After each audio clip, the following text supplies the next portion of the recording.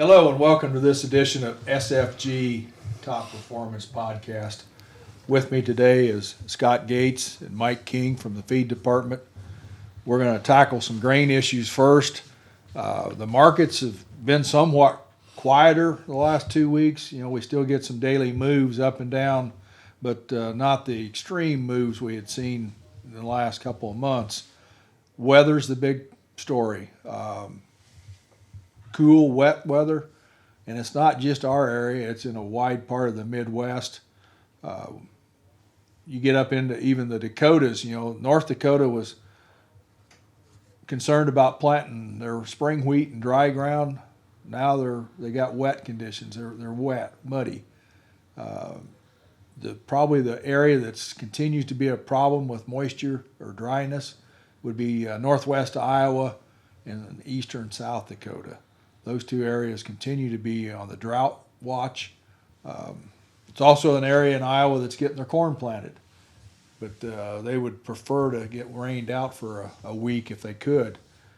Elsewhere, it's sporadic. I think there's some planters running in a lot of neighborhoods, but you just don't see everything going full bore yet.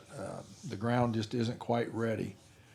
Guys that are tilling the ground ahead of the planters are getting along pretty good.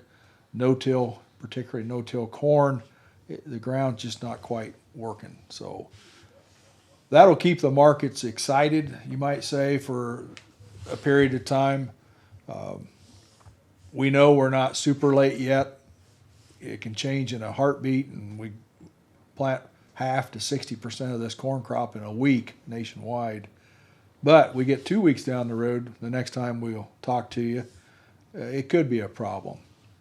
Other things that's happened in the last week, Ukraine loaded their first ship with corn to ship out. And it's going to be a slow process because there's still a lot of land mines or sea mines, I guess, in the way there in the port. But they are working at getting some grain out of the country, both that way and they're railing it into Turkey.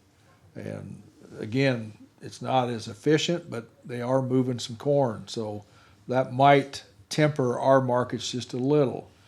On the positive side, China came back and bought corn again this past week, bought a short 50 million bushel. So that had been rumored for a week or 10 days, and it was announced, I think, Thursday. So good deal there. Just for perspective, in the past week, China accounted for 78% of the corn that the U.S. sold, and 60% of the beans that we sold last week. So they continue to be a very important part of our program here in the United States. And it appears, even though we're not maybe the cheapest in the world, they're going to continue to buy a fair amount of grain from us because we're reliable. If we sell it, we're going to get it to you. South America, they have trouble down there continuing with some trucker strikes and the weather. The infrastructure just doesn't support timely deliveries. And as long as that's the case, we can still make the sales. So right now, locally, the old crop corn's in the upper sevens, getting close to that $8 mark. Beans, $16.30 to $16.40, both excellent markets. There's not a lot of farmer-owned grain left. The estimates are somewhere in that 15% or maybe less nationwide that's owned by the farmers. And that's typically when we start to see the markets work up, is when the farmer gets rid of it. New crop, corn's close to 7. Who'd have thought we could do that? But there's been some $7 corn bought new crop. And it's definitely, if you had your inputs bought before the mass inflation on prices of fertilizer and chemicals, that's a very profitable level at $7. Beans, $13.40 to $13.60, just depending on where you're at. Again, a very good price. Corn is more weather dependent right now as far as the pushing the market higher. Beans, we have a more time on them, and yet they're holding their value very well, and it's coming from the demand side right now. There's very good demand under both these markets. So with that, I'll turn it over to Scott, and he'll lead you off on the feed part of the podcast. All right. Thanks, Mark. So it's been kind of a rough April, not just for the row crop farmers, but for the livestock producers also. Just constantly cold and wet and wind blowing. Not much has happened at all last month, so let's hope that May treats us a little better. Right or wrong, planters are starting to roll around Milo. They started Tuesday. I think I seen my first planter in the field, so we are planting now. I'm seeing a lot of cows being moved to pasture also. If you would have asked most producers a month ago, they would have said they were going to carry over quite a bit of hay. Now a lot of them are scrambling trying to find some hay to buy because everybody's running out of hay. The guys that have it not wanting to let loose of it anymore, so let's hope that some warm weather can get this grass growing here next week or so we got something to eat. So breeding season is around the corner. Make sure your bulls are in good shape, but not overly fat, and make sure they have plenty of room to move around to get some exercise. Now is the time to start thinking about breeding soundness exams for them. Bulls are a huge part of our operation. Sometimes we tend to take them for granted, so let's make time, get them checked. It's a lot more economical to check them now than it is at preg check time. So if you're using a breeder mineral for your cows, they need to be on it now. We really need to be watching their body condition also. With the short grass and the short hay, they can start losing condition. Usually by the time it's noticeable, they've already dropped considerable condition off, so it takes a lot to put it back on them right now. The last thing is creep feed. Remember, we have some very attractive pricing on creep feed right now. So if you're thinking you want to creep your calves, see us soon. We can get those prices locked in. So contact Mike or myself, and we'll be more than happy to talk to you about that. Mike, what you got? Okay, Scott. I want to start out with just a quick review of Smith's new credit policies, because maybe there's a little confusion or don't understand everything. There's a lot of pluses, guys. If you pay for your feed now, most of the feeds you get a cash discount. That's a good program. The John Deere financing is a good program because when you get a bill from John Deere and you pay it every 30 days, there's no interest. And so that's like having 30 days to pay your bill. The nice thing about John Deere financing is not only feeds, but if you get grain mixes and so forth, you actually have a John Deere loan. So all the feed can go on there. It's just like getting an operating loan from the bank. So maybe people didn't quite understand that. So that would be a very good option. And you get a bill once a month, you get a printout of what you bought, and it's real easy to follow, and you pay them once a month and there's no interest. And again, there's the feeder finance, which is 0% interest. Guys, you drop calves on the ground, whether you finish them or sell them as feeders, you can split your payment up. You got a whole year from the day we write it, excuse me, but you can pay on it any time as you want, and it's 0% interest. So I think if you look at the policy that the Smiths had and most feed companies had, you bought feed and it was due the 15th of the next month. But if you bought feed the 20th or 25th, it was due the 15th. But even if you bought the first of the month, it was still due the 15th. But now with the cash discount for paying, like if you get, let's say you got a ton of supplement or 20 bags of mineral, you get a 2% cash discount.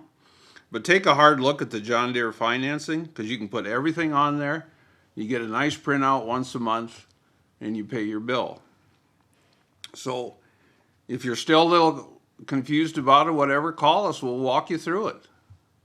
So I just wanted to address that with you. So Smiths is trying to help you here with these programs, and these new programs are actually better than what the old programs were. So food for thought, guys. Creep feeds, as Scott said, a lot of guys are saying, well, I'll just mix my own creep feed. I got oats, or I don't have oats, but I can get gluten pellets and soy hull pellets, or we can mix it for you. But let's review that again. Complete bulk pelleted creep is 16 cents a pound on a 5-to-1 conversion. If you want a grain mix, we'll make you grain mix. It's your checkbook, okay? It's going to be a balancer, soy hull pellets, and gluten pellets, and a little bit of corn. All right, but taking corn at $8 to go into that feed, that 16% ration comes out to 18 cents. It's 2 cents more than the creep feed. Now, if you want to get down and dirty and don't want your calves to perform the way they should, we can get it down to like a 13% protein, which isn't what you want. You want a 16 or 14 at the very minimum. But if you want to do that, that's 15 cents. That's only a penny less, and then we're looking at a feed conversion of probably 10 to 1. We're on the creep pellet is 5 to 1. But talk to us about it. Let's talk about performance of the calf, and let's talk about out-of-pocket cost on a feed efficiency program. So pick up the phone and let's talk. So if you break that down on the complete pelleted creep feed on a 5 to 1, that's 80 cents cost of gain. On the 16%, what I call commodity mix, which is going to be about an 8 to 1, that's $1.08 cost of gain. And if we go with the so-called low cost terminology product, at a 10 to 1, that's $1.50 cost of gain. So let's talk about it. Corn's high. Who knows what it's going to do? Probably going to stay high. Backgrounding cattle are grow to finish. Let us help you with diets, guys. You may not have all the roughage products that you want, but there's options here. And if you're backgrounding cattle, yeah, we want to have them gain about 1.5 pounds, 1.75 pounds a day. That's the most efficient program. But maybe it's time to say, because of input costs, maybe let's go to a little lower cost diet and slow them down a little bit and gain between 1 and 1.5 pounds a day. And so we can help you with those diets. There's wheat mids. I just found out about a new high fiber pellet that we can help you with if we get enough interest in it.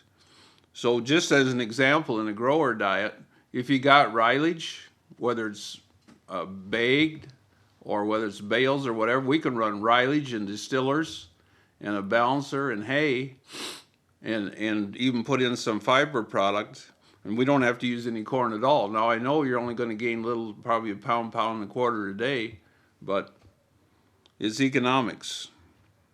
And if you're taking cattle all the way to market, we can help you with some fiber in those diets too, along with your roughages, and try and control this cost. I know that we need a 48 or 50 NEG in the grower, but if we go down to a 45 or 46 and help on your costs, it's not going to be terrible on performance. So let us help you with that. Let's talk about it. We got different fiber products that we can help with yours. Or if you got enough different roughage products on the farm, why, let's talk about getting set up the most economical diet without losing too much performance. So I know you got a lot of irons in the fire, and you want the grass to grow, and you're trying to get the crop in. But I know that you got, on rainy days, you got a lot to do, but maybe let's pick up the phone and talk. So if we can help you, why, please give us a call. And again, thank you for your business. And remember, it is breeding time, so like Scott said, let's get the right mineral in there, and so we get these cows bred. Okay? Thank you. Thanks, guys. A lot of useful information there. Wrapping up, we celebrated a birthday here at Smith Fertilizer this past week, and a lot of you know Max and John, the primary owners, but their mother, Jean, who was instrumental in starting this company in the 70s, turned 94 years old, and it's such a joy to have her around. She's goes 100 mile an hour. She hasn't slowed down and looks just as good as she did 20 years ago. So we're blessed to have someone like her to work with here at Smith Fertilizer. We want to congratulate her on that. Well, thanks for tuning in. We'll see you in about 2 weeks.